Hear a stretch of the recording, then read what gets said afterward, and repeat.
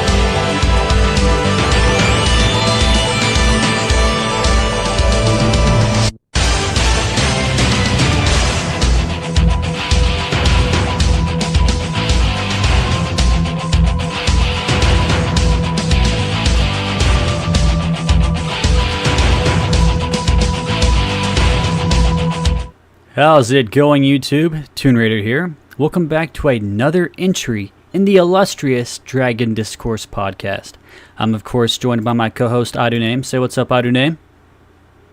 What's up? And today, we're going to be ranking our Dragon Ball Super Sagas. Everybody loves Dragon Ball Super. Some people don't like it, but most people seem to at least enjoy it or tolerate it. And with the recent announcement that Jump Festa is having a Dragon Ball panel in December on the 21st and 22nd, a lot of people are wondering, what's the future of Dragon Ball Super going to be? Are we going to be getting some news there?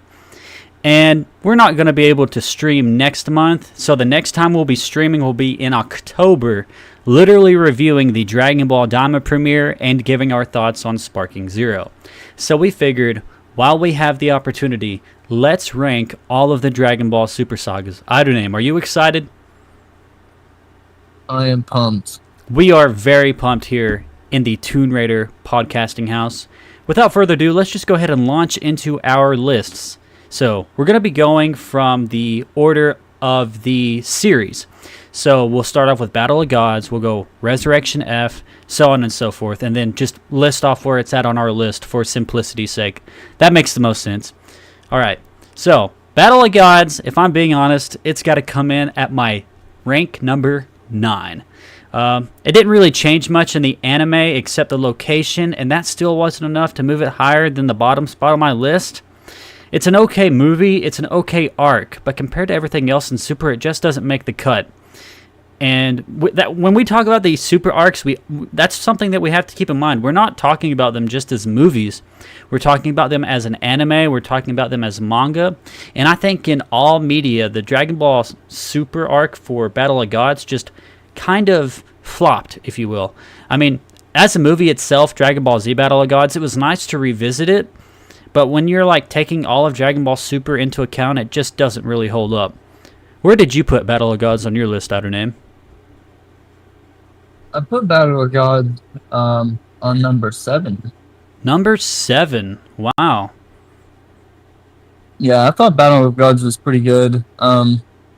Obviously, it could have been better in a lot of ways, but in terms of the arc, I'm not considering the movie. I'm considering the arc. Yeah. Because the way I see it is, when I first watched it, I was like, oh, this is lame because I watched the movie first. But if you don't watch the movie and you're just watching the show, then it's all new and stuff. But Right. I think it really does. It lays out how they got the god forms in the first place and stuff pretty well, and how they got all the way up to that level whenever they just got done defeating Kid Buu, and that was a whole hassle.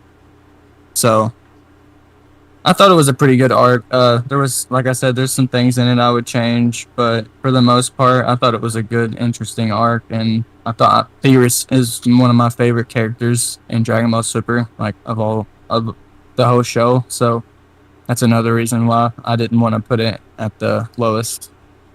Yeah, you're right. It really did do a good job of introducing us to the world of Dragon Ball Super. And I should mention, while it was also recapping the movie, we also got a couple of episodes before it got into recapping the movie about Vegeta taking Trunks to the park. And we had some Goten and Trunks stuff too. So that was really enjoyable. And that Vegeta taking Trunks to the park was just a promise fulfilled from Dragon Ball Z and the Buu saga.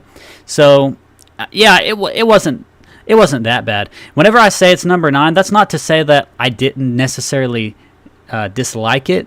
You know, there's just other things that I enjoyed more, you know?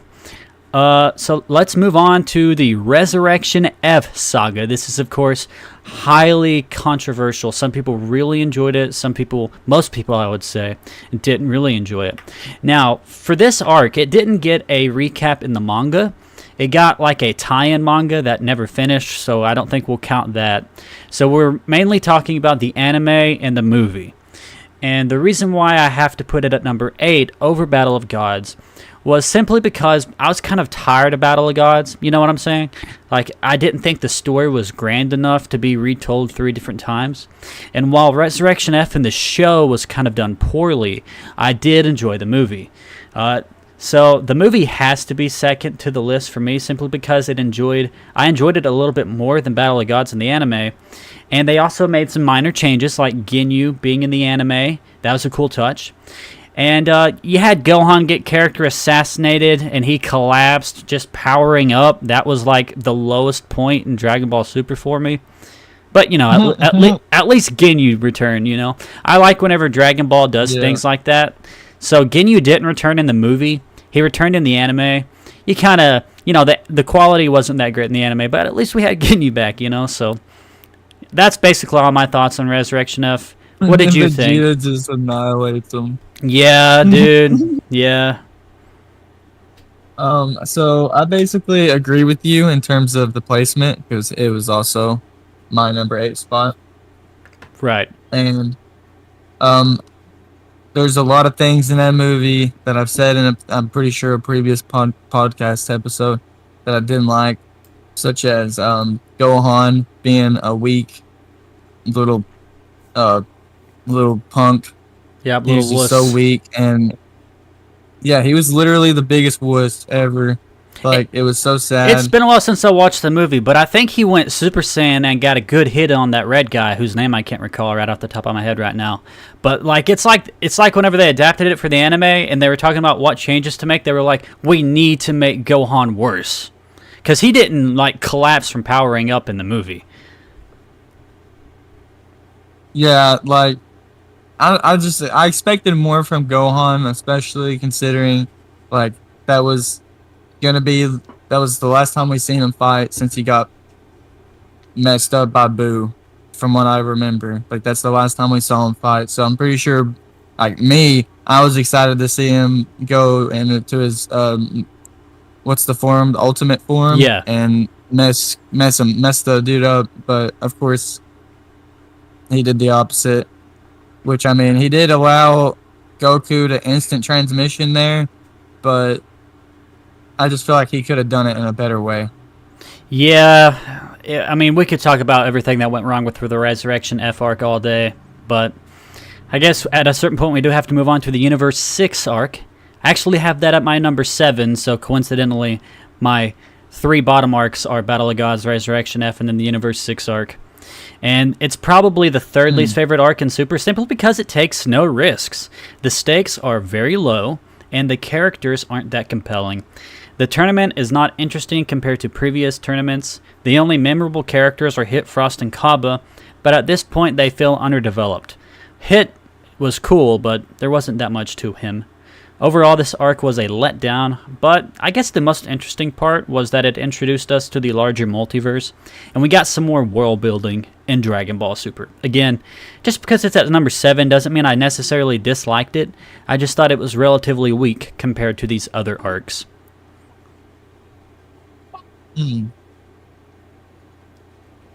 Where did you place it?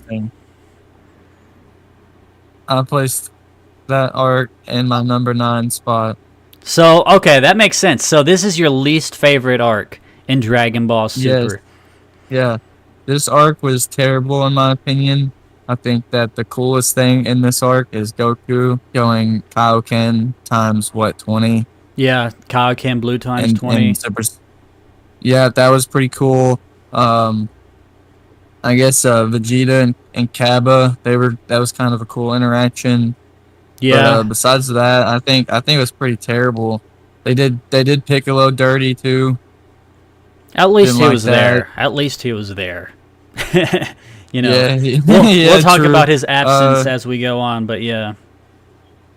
It's pretty. It wasn't like a terrible arc by any means, but it was definitely, like you said, there were no stakes. They tried to put stakes in it, and it wasn't that interesting in my opinion. Like Frost, for example. Yeah. He wasn't that cool in my opinion. Yeah, he was interesting. A bit of a flop. He's like Frieza, but less interesting. Yeah, honestly, I think they should have just sticked with him being a good guy, and that would have been more interesting than what they actually went with. Having Frost be a genuine good guy would have been way more interesting than just saying, "Oh, he's secretly a bad guy, just like Frieza." Like, okay, so this guy's Frieza, but not as interesting. You got Phantom Flame in the chat. Always Phantom Flame coming up. Yeah, guys, before we continue, we got to let you guys know we actually do stream and talk to the audience. So if you have any questions or any comments you want to make, let us know, and we will address them. But yeah, Phantom Flame says, hey, what's going on? We are ranking our Dragon Ball Super Sagas. Honestly, the Universe 6 saga for me, the only reason why I put it above Battle of Gods and Resurrection F is because it's new content. You know what I'm saying, Under Name? Resurrection F and Battle of Gods was just Dragon Ball Z recaps. So the reason why I put the Universe 6 arc at number 7 is purely because it was the first original content we got, you know? Yeah. No Limit DQ said how many arcs, 9 or 10. We're considering them 9. 9 arcs. So, I guess you had everything out for the Universe 6 arc that you had to say, right, Outer Name? Hang on. Let me think here. I thought Hit was pretty cool. Hit, honestly, is a pretty cool character. I don't really have many bad things to say about Hit. The rest of the characters I thought were pretty lame, like the robot. I don't remember his name. Magetta. Magetta. And the bear that was like rubber, the Luffy bear. I don't know what to call him. Yeah, that was... Yeah, it's like they said, we have 3 decent-looking characters. We need 2 more characters. And then they came up with Magetta and the yellow guy, whose name I can't care to remember.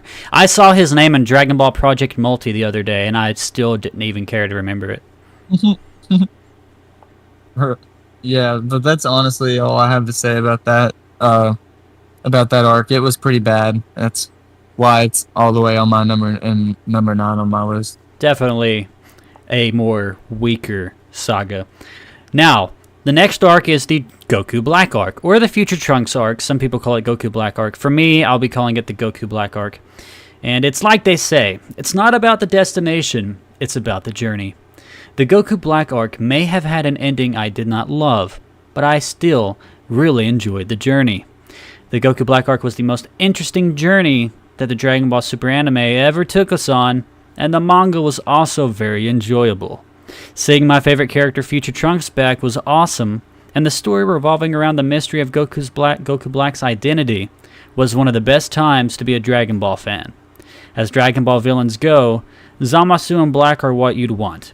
They're not overly complex, they have their own mentality, they will let nothing stand in their way, and they're also actually villains. A lot of Dragon Ball Super failed to give you actual villains. The general story of this arc was great until the ending. That said, the ending will never completely sour the rest of this arc for me. It remains the best Dragon Ball Super anime arc for me, and the 3rd best arc of Super overall, but I'll have to place it at my number 2 spot. It kind of just balances out for me. So I had to place it at my number 2 spot on my list.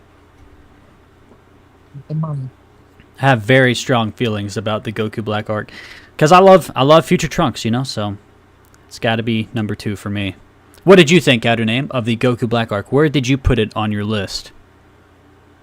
So I put the Goku Black arc in my number 6 spot.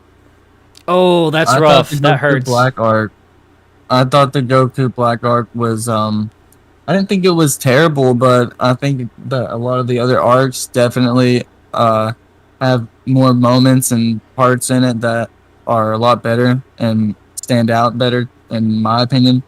Right. But there were a few parts I can think of in the Goku Black arc that I wasn't really a fan of. For example, the way that they designed Trunks, I thought that his design was pretty bad. Like, it wasn't bad, but I feel like the hair color kind of threw me off, which I guess I remember not that. Too big of a deal. I remember being in school and seeing Future Trunks' new hair, and it was blue, and I was like, "What the heck is going on?" But yeah, go ahead. I feel like the way he acted and stuff wasn't the same as it was in Dragon Ball Z. But I guess a lot of people say that about a lot of the characters. So about Trunks not being the same. Yeah, like I don't know. I don't think Trunks acted the same as he did in the end of Z, like when he went back to the future. I ran a poll on the channel, and I asked people to choose which version of Trunks they liked the most, Future Trunks from DBS or Future Trunks from DBZ. And it was like 90% Future Trunks from DBZ. And I understand why people would like the DBZ Trunks more than the Super Trunks, but for me, I always understood them to be the same character. I never really had a tough time, linking them together as the same character. I don't know why exactly that is. I don't understand why people think that they are too different in order like they're so different they have to be considered two different characters. I don't think that. I mean, I think they both take the threats relatively seriously. I guess the thing that probably makes people want to separate them is their designs physically, like the blue hair. And some people were saying that DBZ Trunks is more ripped than Super Trunks. But yeah, that's just my thoughts on it. Honestly, I think Super Trunks has his. If you read the manga, what I really like about what Toyotaro did in the manga was he ripped the jacket off at certain points, and you could actually see his arms, and they were still muscular. So that's what I think about that. Phantom Flame says Future Trunks became less confident after years of being beaten by Black. Yeah, I kind of saw some of that as well myself personally. And I do name. Go ahead, you were saying? So I think that Goku Black as a villain is probably, like, Goku Black and Zamasu are probably some of the most intimidating villains in the entire show so far. Yep. And that is another reason why I think that it deserves to be, above the previous spots that we've just said. Battle of Gods, Resurrection, and the tournament. Exactly, because those arcs did not give us villains. I mean, like, we got Frieza and Beerus, but Frieza we already seen before. Beerus is not a villain. And then the tournament, like you said, Universe 6, was no villains, really. It was just a tournament. So the Goku Black arc was just such a breath of fresh air for me. I remember whenever we got the first advertising for it, and I was like, holy crap, Future Trunks is back. An evil Goku. Let's talk about that for a second.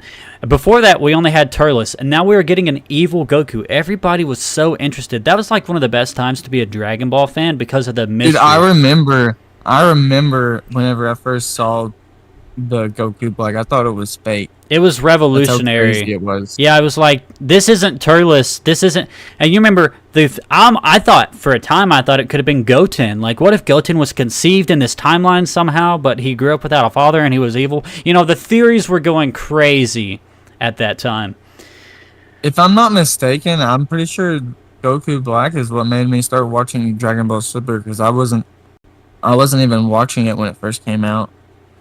Yeah, and I can't blame you. It wasn't really that compelling until then. Right. That's what I heard. And then I started seeing a few clips, and people told me to watch it, and I did. And that's how I started watching Dragon Ball Super. It really gets you hooked. Really gets you hooked. Yeah, and like I said, the ending was lame. It was almost a good ending, and then Zeno came in and erased the timeline. And the only way you could have saved that ending for me would have been to have Future Trunks stay in the main timeline because his timeline got erased. But instead, he went to a timeline that's exactly the same as the one he has now, except it's going to be fixed or something like that. If I remember right, they were going to take care of the Zamasu problem in that timeline. So there's 2 Future Trunks and 2 Mais in that timeline. Like, how is that different than the situation that we already have in the main timeline? We could have had Future Trunks and Mai in the main timeline. That's basically the only way that ending could have at least been okay to me, Yeah. Yeah, so let's just go ahead and jump. Sorry, go ahead. It doesn't make sense why they didn't do that, and it made me mad that they did that too. Because I always wanted Trunks to stay, even when he had to go back to the future in the original Dragon Ball Z. So whenever they erased his timeline, I thought he was gonna stay, and I still thought that was gonna be the plot, and the fact that wasn't was a bummer to me as well. Yeah. We can rag on the ending for the Goku Black arc all day, but at a certain point, we do have to get to everybody's favorite arc, the Tournament of Power. Now, this is probably your favorite if you've only seen the anime. For me, we have been reading the manga ahead of the universe, the Tournament of... See, it's either referred to as the Universe Survival Arc or the Tournament of Power. We're going to be referring to it as the Tournament of Power for this video, for this stream.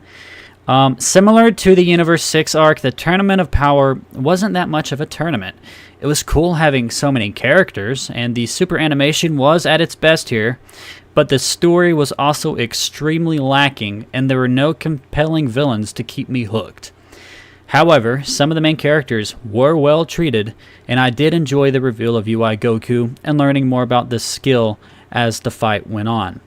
For that, I have to put it at number 6. The reason why it's at number 6 is because of the movies and the manga basically taking over the rest of the list.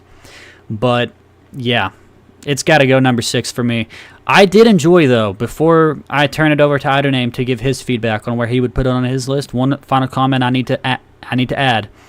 We got Gohan getting redeemed a little bit in this saga because he's actually training for the tournament to ensure the survival of his universe. I think that's very in character for Gohan. He wasn't really all about training until he's told that it's up to him to take part in this tournament and fight. Now, you can argue that his fight against the Namekians kind of was a little bit scuffed or whatever, but I think just the fact that he was training for the tournament, he had the exhibition match, and he actually took part in the tournament and made it as far as he did was decent enough to start his journey of redemption. What do you think, Adoname? Where would you put the Tournament of Power saga on your list? You're gonna think that I'm crazy from us. I put it at number 2. You put it at number 2. I guess I can't blame you. You know, it's your opinion. Go ahead. Listen to this, brother. Listen to this, brother. Let's hear it. They put all of the universes up against each other and said, if you lose, we're wiping you out. No ands, ifs, or buts. You don't get to walk out and say, nah, I'm good, and go to your family. You got to pick, how many people was it? 10? Yeah. 10 people? That was interesting. Like that people, lead up to gathering the champions was cool. They had a whole race of people fused together into 2 people because they wanted to win that bad. Yeah. Yeah, like that. I think there was so many crazy things in that, and you're right. Obviously, it was really long and dragged out, but like the only thing I can really complain about is like Jiren being just, I don't know. I think that his story should have been a lot. Yeah. He could have had a way better story and backstory, but it is what it is. I think that it definitely deserves a number 1 spot or number 2 spot, and I put it in number 2.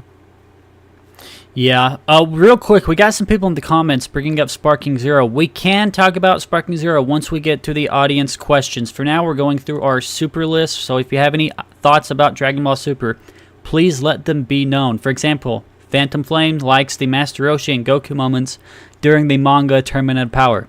That's another thing I want to say. One of my complaints about Super has always been it lacks the heart that Dragon Ball Z had. But at least in the Tournament of Power arc, we at least got that moment where Master Roshi kind of fakes his death a little bit, and Goku actually cries. That was actually pretty emotional, you know? As emotional as they could get with Super. You know what I'm saying? Yeah, I thought that was pretty crazy. I thought he was actually dead. Yeah, and it also had some kind of weak moments for me. And again, you might like these moments, like Vegeta's final atonement, him surviving that, and then Android 17's sacrifice and him surviving it. I wish Android 17 or Vegeta would have died just to actually add some depth or gravitas or gravity to their actual sacrifices, you know? I agree that somebody should have died. That sounds crazy. That sounds bad the way I worded it, but it would have been like imagine if Jiren did kill Krillin and Goku didn't save him when he was in Ultra Instinct. How crazy that would have been. I mean, it wouldn't have been that crazy because Krillin always gets targeted, but yeah, it still would have been crazy. All right, so before we move on with our lists, IzaDrad1, I hope I'm pronouncing that right, says, how would you rank Yosun Goku and his friends' return? That's like in the weird pre-Super Post-Z era. Funnily enough, we did have an idea for this stream to instead be the top specials, but with this recent Super announcement, we decided to rank the Super Sagas. I'll go ahead and tell you right now, Yosun Goku and his friends' return, I really enjoyed it, and I was glad they made Turbo canon with these Super movies and things like that. Anyway, let's just go ahead and jump into the next arc, which was the Dragon Ball Super Broly arc, which... It's kind of weird to say the Dragon Ball Super Broly arc because it was a movie, you know. I had to put it at my number 4 spot. It was the hardest arc to place on any list because it was really only told in a film and recapped in the manga with one flashback. Because of that, as an arc, I do feel it's pretty underdeveloped. As a movie, it's a beautiful work of animation that completely reinvents Broly and gives us some cool fan service, like Gogeta Blue vs. Broly. But as an arc, it is really simple. The story does some interesting things with Bardock, Broly's origins, Frieza's role in the story, and the big fight, but it doesn't do much beyond that. So I have to put it at my number 4 spot, and honestly, it's kind of being carried a lot by the animation, if I'm being blunt, but I really did enjoy it, though. Don't get me wrong. It's just, if you're considering it an arc, it's probably not the best, you know? Like, it's the best movie, but as an arc, it's probably at number 4. What did you think, Aduname? Oh, dude, I think you're wrong. I put it at number 1. I think that is an amazing movie, and I think that Goku and Vegeta fighting Broly and Broly coming back was one of the craziest things ever, and the animation was S tier. The plot story was S tier. Gogeta becoming canon, S tier. Yeah, that was cool. Gogeta Blue, Super Saiyan Blue Gogeta was amazing, awesome. I like the new characters that they added that are friends with Broly. I forget their name, Chilai, and then the little Limo. alien, the old dude. Yeah, Limo or Limo. Limo. I can't remember how you pronounce it. We'll just say Limo. I don't know. But yeah, they're cool. I think Frieza's wish a douche. His wish to be, what was it, 5 inches taller or 2 inches taller? That was so classic Frieza. Like, he's not worried about becoming immortal like he was in the Namek saga. You know, he doesn't care about immortality anymore. Now he just wants to be a little bit taller. Like, all right, he's just like Bulma. Yeah, good for you, Frieza. His ego. Honestly, it is kind of a hot take for me to put Broly at my number 4 spot, but, you know, it is what it is. Sorry, Adoname, what were you saying? I think that, you know, there's a lot in this film, or in that film, that, you know, can be skipped over, that's not, like, important. But, overall, the fight, I think, was S tier. And the characters were really good, the new ones anyways. Yeah. All that stuff, awesome. How they incorporated CGI into the regular animation, I think that was really cool. Yep. It looked really good. Some people hated it. But yeah, that's why I put Broly as my number 1 spot. Yep. Now, before we move on, I want to get to some of these comments. You guys are leaving a lot of comments in the stream tonight. Me and Aduname really appreciate it. The High EI fan says Super is the best. For me, I would say it's like my 3rd favorite Dragon Ball series. I put it above GT and below OG Dragon Ball and Dragon Ball Z. And Payroll Rio says, crazy how the Granola arc took place before Bardock went to Planet Vegeta. Yeah, we will get to the Granola arc. Phantom Flame says, the Broly movie was great. He could show it to any new fan, and it serves as a nice intro to Dragon Ball. It kind of does, because you get like the prequel stuff with Bardock sending Goku to Earth and Broly landing on Vampa and everything like that. And then it cuts to a really big time skip, and they skip over basically everything in DBZ, and they give you a little bit of the Tournament of Power, but yeah, you really don't have to know much to enjoy the movie. If you like animation and action, they really have you covered here. Idoname, are you ready to move on to the next arc? Yeah, I'm ready. Alright, the next arc, if I'm remembering right, because it was a little confusing, because the Dragon Ball Super Broly movie came out, and then the anime ended, but the manga continued.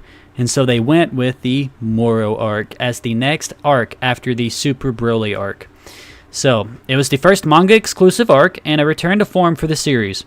I felt like after the anime ended, the manga got much better, because Toyotaro was allowed to really experiment and tell new original stories. Moro is great as a villain, and he's an actual ruthless villain who can use magic and also copy abilities. People say he's a Cell clone. Maybe that's why I like him so much, but his design is also physically very cool. I think this arc was very DBZ inspired. There's a lot of training, a couple of time skips. The Z Warriors get to fight Moro's prisoners, and we also got some cool callbacks, such as Vegeta training on Yardrat, Oob showing up at the end to give Goku some spirit energy, and the Grand Supreme Kai that Boo absorbed. We also got a cool new character in the form of Maris, or Miris, depending on how you want to pronounce his name. I've learned to say Maris, because if it was Miris, they probably would have spelled it like Beerus. But yeah, Maris was a galactic patroller that was revealed to be an angel. His sacrifice was cool, and then he came back. I just really enjoyed the Moro arc. It was honestly kind of a breath of fresh air. I know I kind of have a hot take that the Tournament of Power arc isn't the best super arc, but I also feel like the reason why I don't love it as much as other people do is because it was kind of just all in one spot, a bunch of people fighting, no actual villains. This Moro arc took us to Earth, it took us to New Namek, it took us to the Galactic Prison, it gave us some different locations, it gave us a bunch of prisoners for the Z Warriors to fight. Yamcha came out of retirement in this arc, you know? He actually fought some people. Like, the more I'm thinking about the Moro arc, man, we could talk about the Dragon Ball Super anime returning all day, but if this ever gets animated, I think more casual fans that only watch the anime will probably start putting this at the top of their list because I really enjoyed it.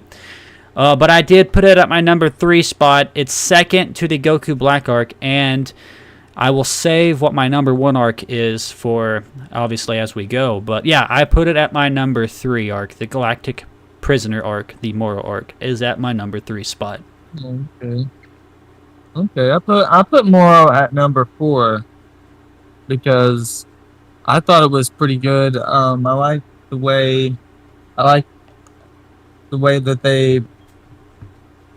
Like what is the word? The design of Moro, I thought his design was really cool. Yeah. Obviously he was old and shriveled up, so at first I was like, "What the heck?" But whenever he gets like strong and young, that's when he looks pretty badass. In my opinion, looks really cool. I think there's a lot of moments in the arc that are really cool as well, like Goku when he's fighting him, having that like aura and that giant version of himself. That goes Ultra Instinct. That whatever. Came out of nowhere, but it was cool. You know? It was so cool. Like, even though I've only seen it in manga form, it's still so cool. Yeah. And whenever Dragon Ball Super's anime comes out and like animates that, I cannot wait to watch that. It's gonna be so cool. It's gonna be so freaking cool.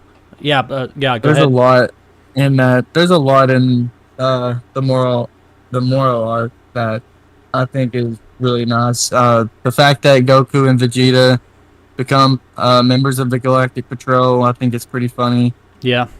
And then they help them hunt. What's his name? Like, what do they call him? The Planet Eater, Planet Moro. Destroyer, Moro, Planet Eater. Yeah, I think they called him the Planet Eater because he was consuming the life force of planets and the people on the planets. Yeah, that was cool. We didn't even talk about that. Like, that was like that's like the most intimidating thing a Dragon Ball villain could do. He doesn't like Boo. He at least had to like put part of his body on you to absorb you. Cell had to absorb you. Yeah. The androids had to at least be touching you. For Moro, he literally just had to occupy some sort of relative distance to you, and he could absorb your power. Like, that was so cool. It's OP. Yeah. Honestly, but that's what makes it interesting, I guess. It's what makes it Dragon Ball Z. Like Dragon Ball Z, kind of. And his designs were cool. Like, his first 2 designs, like the older design and then his younger design, they were alright. But as soon as he, like, I think he physically changed at a certain point when he absorbed Maris or something like that. It's been a while since I read the Moro arc. I'll have to freshen up on it. But whenever he got that 3rd design, and he kind of had, like, that Cell-looking face, and he had the gem in his head with the 7-3 abilities and stuff, it was just so cool. I really enjoy the Moro design. I think he's such a cool villain. I agree. Moro, I hate to put Moro at number 4, but that's where I put him. But Right. There was a lot that I liked in the Moro arc, and there was a lot more likes than dislikes. And there's a lot to like. Real quick, let's turn to the comments before we move on to ranking the Granola Saga on our list. The Payroll Rio says he loves the Moro arc, Maris, the fights, the story was solid. He didn't have an issue on how Moro came to be towards the end. And yeah, he says the anime would have been crazy right now. Yes, it would have been. And let's see, how do I say this? WAQ Wakas. I'm just going to say Ahmed21. He says, could you imagine Broly animation for the Moro arc? Goodness, it would elevate the Moro arc in my opinion. Yes, it would. That's what I'm saying. If we had like Broly level animation when Super returns and they animate the Moro arc with that sort of gorgeousness, it would look amazing. And Phantom Flame says, Moro is the best Z-feeling arc. Granola is the best for developing Goku with some extra from Vegeta. And Superhero is good for Super overall. Yeah. Pero Rio says, yeah, the Moro versus UI Goku in the end will break the internet. Okay, he says in the anime, there's a little typo. In the anime will break the internet. And Phantom Flame says the return of the Grand Supreme Kai and the development of Buu was awesome. And he informed me that it was when he absorbed OG-73 was whenever he got the third design. Yeah, I remember it was whenever he absorbed somebody. It was he absorbed OG-73 to get the ability to absorb other people's abilities, I think. And then that was whenever he got Ultra Instinct from Maris, which that was cool. We actually saw Goku fighting another person with Ultra Instinct. That was pretty cool, wasn't it, Outer Name? That was pretty crazy. I honestly forgot about that. Yeah. I don't know how. Yeah, it was interesting. And, like, I think that was an interesting way to, like, kind of end it because he can't handle the God Key, so his body's, like, destroying itself, so he kind of absorbs the planet. Yeah, it was a pretty good arc. It was so DBZ. But let's move on to the Granola the Survivor arc, the second to last arc we'll be talking about today. Now, honestly, this arc is at my number 1 spot. I guess you probably could have predicted that. I do have a Granola profile picture on YouTube.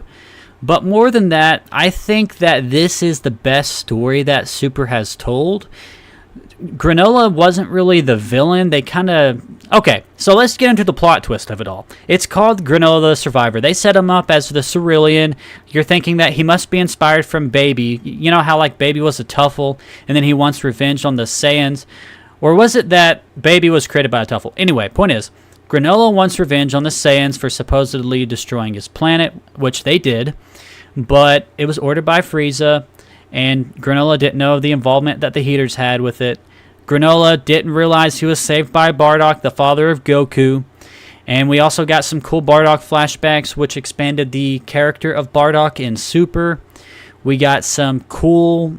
We got like probably one of my favorite moments in Dragon Ball Super is throughout my whole childhood, I always wondered if Goku would ever know who Bardock was. Not that he needs to just know his name, but like, would he ever remember him? Because he was so young. But then this arc gave you that moment of Goku hearing Bardock's voice over his scouter, and it just kind of clicks for him. And everything just comes back to him, and he remembers his mom, he remembers Bardock, and he remembers that life, you know? I thought that was such a cool moment. And Bardock with the flashback against Gas, just basically... Like, a lot of people didn't like that the secret to beating Gas was that he just needed to try really hard and just throw caution to the wind and just keep fighting. But I liked that personally. I just thought that was a cool message. And then as far as the villains, the Heaters, like I said, that was kind of a plot twist because in the marketing they were kind of hyping it up to be Granola to be the villain. But I liked the plot twist that it was the Heaters. They weren't as good as Moro, but the reason why this is at my number 1 spot is because I really enjoy Granola as a character. He went from pursuing revenge to pursuing like the love because... He chose to save his caretaker, the person that took care of him his whole life, over trying to get revenge and in that last battle. So I just really enjoyed that. And the ending when Black Frieza showed up, that was just so cool. One of the best endings for a Dragon Ball Super arc. They just like have Black Frieza show up and basically take care of Gas, who was already on his way out anyway. And... yeah, I just really enjoy the Granola the Survivor saga. That's why it's got to be at my number 1 spot. I just really enjoyed it. What did you think, Iduname? I think I put it at number three, and my reasoning for that is because I honestly don't remember much about the Granola arc. I remember Ultra Ego Vegeta. I remember Granola. I liked Granola as a character just like you did. I Yeah. think his story and stuff is really interesting compared to like a lot of the other characters they've done. Like you said, Baby and stuff. I didn't like Baby, but anyways, there was a lot of other things I liked. For example, um, Vegeta. He went to what Ultra was the planet Ego. Ultra Yardrat? Ego. I totally forgot about that. He got Ultra Ultra Ego Ego. and Yardrat. Well, I think he went to Yardrat in Moro, right? Or did they visit Yardrat in the Granola arc? Uh, I can't remember. Point is, yeah, Vegeta got some cool moments in this arc. Freaking Ultra Ego, you know? That's always cool. I think he got the I don't planet remember. fission. Yeah, it was in the Moro arc was whenever he got planet fission from Yardrat. That way he could separate energy. So he was separating the energy out of Moro. Yeah, that's whenever he went to Yardrat. But you're right, they did have some good Vegeta character moments in the Granola saga because he kind of had regret for everything that he had done in his past because he got to that planet that was once a nice little planet that was destroyed by the Saiyans, and he was I remember that page where he's standing in the paw print of the great ape, the Uzaru, and he's like, "I know why. Oh yeah, I know why this is happening right now. I know who he is." You know, like he didn't literally know who he was, but he knew like why he was doing what he was doing. yeah. Now I remember that. That was actually an awesome. I remember that. Yeah, it was pretty cool. But yeah, sorry. Go ahead. You were saying. So honestly, I think there's a lot. Like I don't, like I said, I don't remember everything that goes on in the arc, but I thought that Vegeta going Ultra Ego was the one thing that I do remember the most and that stood out to me. Besides the end where Black or what is the name? Black Frieza? Yeah, Frieza Black Frieza is the official name. Black Frieza comes in just absolutely wrecking the show, and I can't even imagine what they're gonna do to beat It's gonna Black be. Frieza. It's gonna be epic. It's gonna be cool. It's gonna be interesting. So is that all you have to say about the arc? Hmm. Hmm. Yeah, that's all I got to say about that. Real quick, I want to get your opinion on this before we move on. Is Goku and Bardock, the whole Goku Bardock thing? Did you like that? Some people didn't like Bardock because they thought they made him too soft. I personally don't think he was too soft because, guys, he was still there on the planet to destroy it. He was dangling on top of a building when he was there. I think he still was evil. He still had that evil intent in his heart to kill people.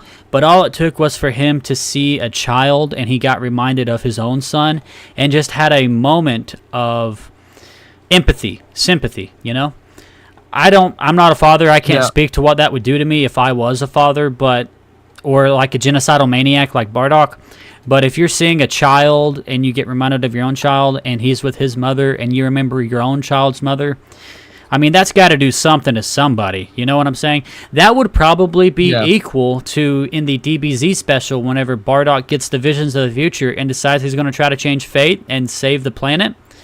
You know, that's kind of the same thing. It's not exactly because he's not seeing the future, but it's kind of like that moment that clicks with him to make him be like, wait a minute, I could live for something more than just what I'm living for now, you know? Yeah. I honestly I liked Bardock and Goku like acknowledging Bardock's existence like you said. I thought was really cool. And I've always personally wished that, you know, there was a way they could put Bardock into the show and bring him back, but I know they probably won't ever do that. Yeah. So it's just nice that they did this and they're like not ever talking about Bardock like they have done for a long time. Yeah, I don't think he needs to come back to life, but just having him live on through flashbacks is cool enough for me. But we are kind of coming up on time. We don't have that much time left, so let's go into the Dragon Ball Superhero arc, which is very interesting because I have it at my number 5 list. This is the latest arc in Dragon Ball Super, so my list is done. It's at my number 5 list. Now, it takes the 5th spot on my list mainly due to the fact that I really enjoyed the story. It wasn't overly complex, but it was sweet and to the point, making a lot of callbacks to the original Dragon Ball anime with the Red Ribbon Army, while also redeeming Gohan as a character, giving him a unique path and form, and also pushing Piccolo into the limelight once again. We also had a really nice subplot with Pan, where she learns to fly by the end of the film and has a better relationship with Gohan after he'd been spending too much time working. I also really liked the Gammas and Hedo. Cell Max was a bit weak as a villain, but still better than anyone in the Tournament of Power because he was an actual villain. I also loved the prequel arc with Goten and Trunks in the manga, where they were at school being superheroes. It was very reminiscent of Gohan's high school arc, which I also liked. Overall, this Dragon Ball arc had a lot of heart, which is more than can be said for a lot of Dragon Ball Super. So that's basically my thoughts on Superhero, coming in at my number 5. What about you, Adune? I also picked it as my number 5. Isn't that crazy? Wow, this is like the only one. Well, actually, we also put Resurrection F. No, wait, is that the only one that we had at the same spot? Yeah, I think so. Yeah, that's crazy. But yeah, go ahead. So I didn't really write much for this one because there's only a few things in it that are stand out to me. Right. Which was obviously Beast Gohan. It's pretty crazy, pretty awesome. Some redemption for the character. Something that might surprise you is that I think Piccolo's transformation is honestly more cool than Gohan's. Because it was like more, it was just less expected. Because I remember watching it in the theater, and when Piccolo got his transformation, I was like, whoa, no freaking way, dude. You were probably like my jaw dropped to the floor. Yeah, you got like the Power Awakened Piccolo with the Dragon Ball wish whenever he turns yellow, and you're all right, I guess Piccolo's getting a form. And then he comes out in that fire, and he's all orange looking, and he's big and jacked, and he's like... Dude, it gave me Super Saiyan vibes. Yes! From whenever Goku first turned Super Saiyan. Yup, it was really cool. Honestly, I'd have to agree with you. I think the Beast Gohan design is good by itself. A lot of people don't like the big hair. I think it's okay. But the orange Piccolo it's like a much more drastic change to his character design, you know? Beast Gohan is new eyes, new hair. But Orange Piccolo just like completely recolored him, made him much bigger, changed the direction of his antenna, gave him a much more intimidating scowl. Yeah, I'll agree with you. Yeah, the Orange Piccolo design's better. Yeah, and the fact that it comes from Shenron too, I think that's a really cool linking it to the Dragon Balls and stuff. It's cool. It's really cool story-wise because the Namekians create the Dragon Balls, so it just makes sense for them to reward them with a power boost or something like that, I guess, or transformation because they created them. So that's pretty cool. But yeah, that's honestly all I got to say about the arc. Hold on, let me make sure. I guess I'm wrote down here with you. Cell Max. Oh yeah, Cell Max. Lame. Yeah. Very lame. Yeah, very lame. That's all I got to say about him. Yeah, I think he served his purpose. He was big, but yeah, he was undercooked as a villain, you know? I would say the villain of this movie is the Red Ribbon Army itself, you know, with Magenta. Yeah. Like if you're thinking about the villain in this movie, I would have to put Magenta, Carmine, Cell Max all under the same character, you know, the Red Ribbon Army. So yeah, that's our list. So we do have to go relatively soon. You said you have to get out of here at 8:30, right? Yep. All right, so let's just go ahead and start closing things up really quick. We might probably run 5 minutes over 8:30. Would that be okay, Aduname? Yeah. All right, so let's just go ahead and turn to the comments real quick. Let's see. The High EI fan says he's not much into superhero. Phantom Flame says superhero is his number one. It gave shine to everyone in the arc. New transformations had both action and comedy, callbacks, and new stuff. And last, an epilogue rivaling the end of Z. Yeah, the superhero epilogue was pretty heartwarming with, Pan punching Goku and then Piccolo flying off and waving goodbye to Pan's teacher. Also symbolic now, kind of. Even Toyotaro said this. It was kind of symbolic of Toriyama passing away. Piccolo was Toriyama's favorite character, so whenever Piccolo waves goodbye, that's almost like Toriyama waving goodbye to us. Very, very cool ending. Phantom Flame says, maybe even surpassing it due to the mindset of the authors. He's talking about the DBZ and DBS comparisons. It's not a chore to end the series. It's a heartwarming wrap-up to the arc. And he says, superhero has pacing issues and could be cooler in some areas, but it's good in the end. Yeah, I'll agree with that. Yeah. All right, so I do have this in the thumbnail. I do want to touch on it. Iduname has not played Project Multi, so he won't really be adding much to this part of the conversation, but this is going to be the last thing I'm going to talk about. And then if there's still time, yeah, Iduname will be testing it out. He'll be trying it out.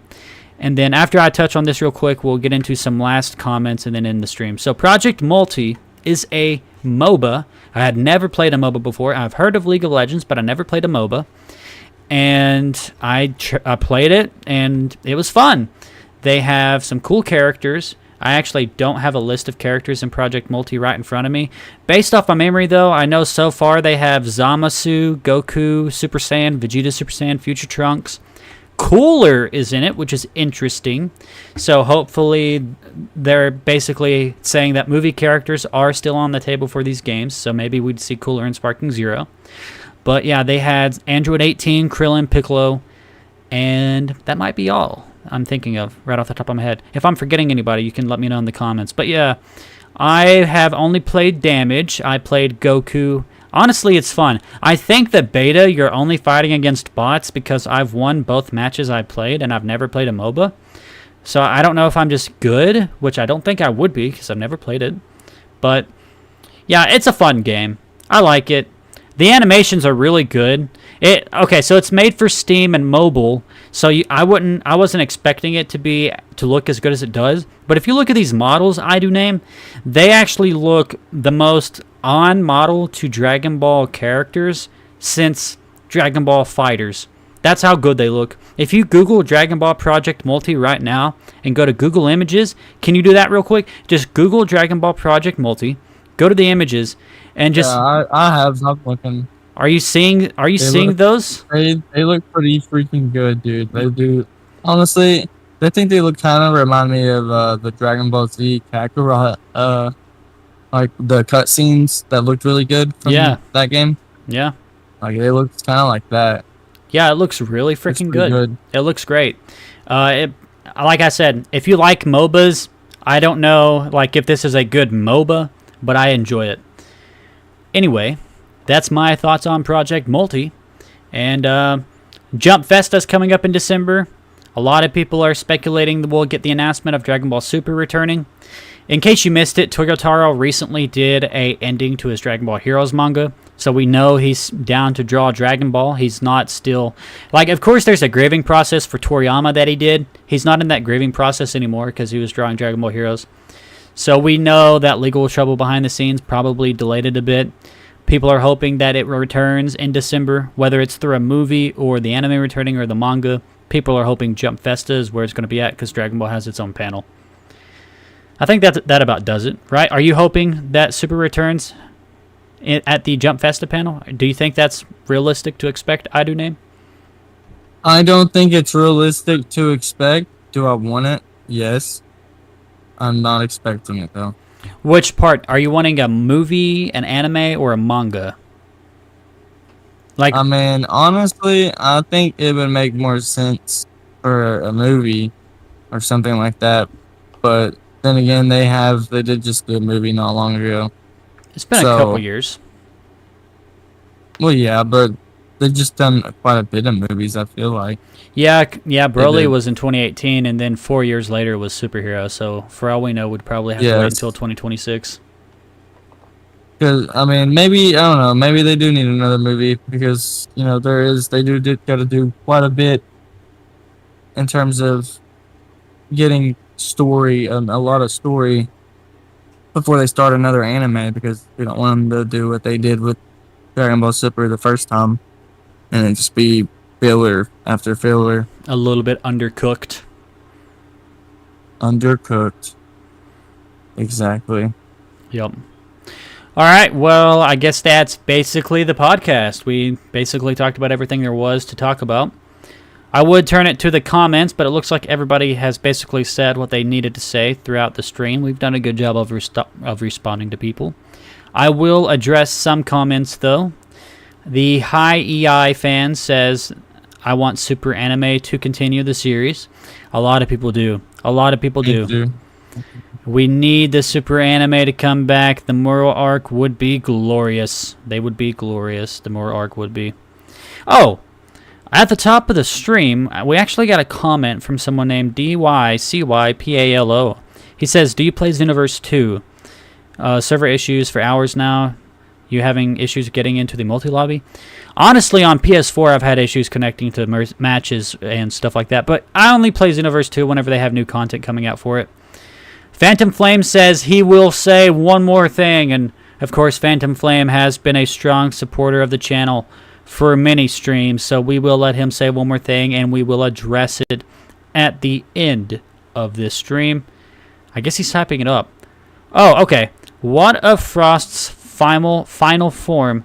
Wait, what? What if Frost's final form was Cooler's? Oh, okay. So he said, how would that have gone done? So, I don't know. What is he saying? Is he asking like... I think he said, what if Frost's final form was Cooler's? How would that have gone down? So, so he's saying like... So what if Frost's final form in the tournament was the same final form that Cooler uses in the movie, I guess. I guess that would be cool, but if they're going to do Cooler's form, I think Cooler should come back. But I guess if Frost had it, that would be cool. Coming back would be whack. Well, if Frost had it, that would be... I don't know. It would have probably made a lot of people upset, but me, I think it would have been cool at the time.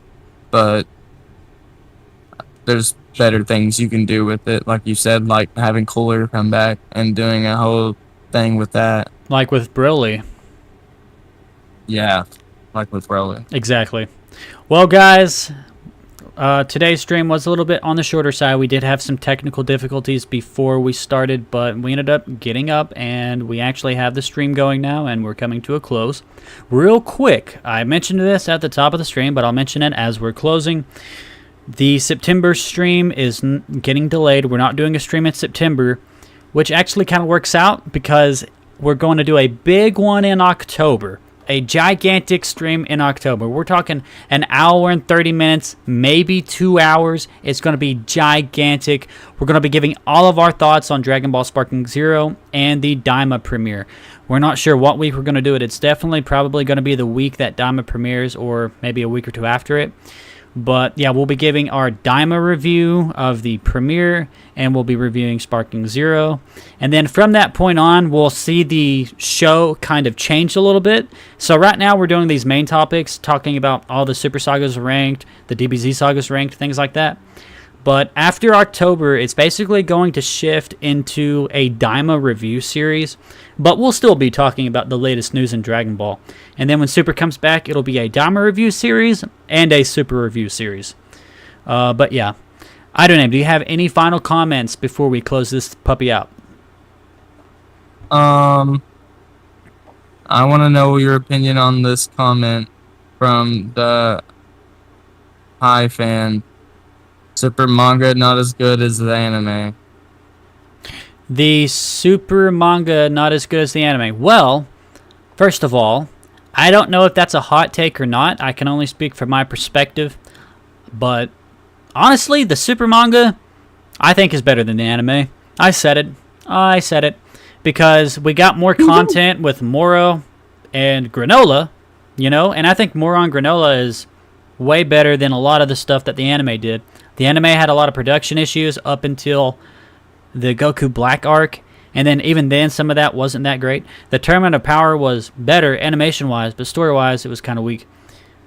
If we're talking about like changes made from the manga to the anime, I think the manga version of Goku Black was a little bit better. But, you know, it's a taste thing. I guess you like some things, you don't like some things. If you like the anime, that's cool. You know, it's your opinion. It's cool. Phantom Flame says, thanks and sorry for the typos. I don't know. I like the manga a lot. All right, there we go. All right, so I guess that's it for the comments. We're going to be closing off the comments now. And, closing this puppy out because Iduname has to go. Iduname, before you leave, are there any other comments you want to make, or is that it? No, I think we're good here. I hope everybody enjoyed the podcast. And we're just really excited to come back in October for Daima and Sparking Zero. Anyways, guys, that has been Dragon Discourse, Episode 5. Thanks for sticking with us through the technical difficulties and in the chat. Hope you guys have a good one. Don't forget to subscribe to stay up to date with all things Dragon Ball news and commentary. And I will see you in the next one. Peace off.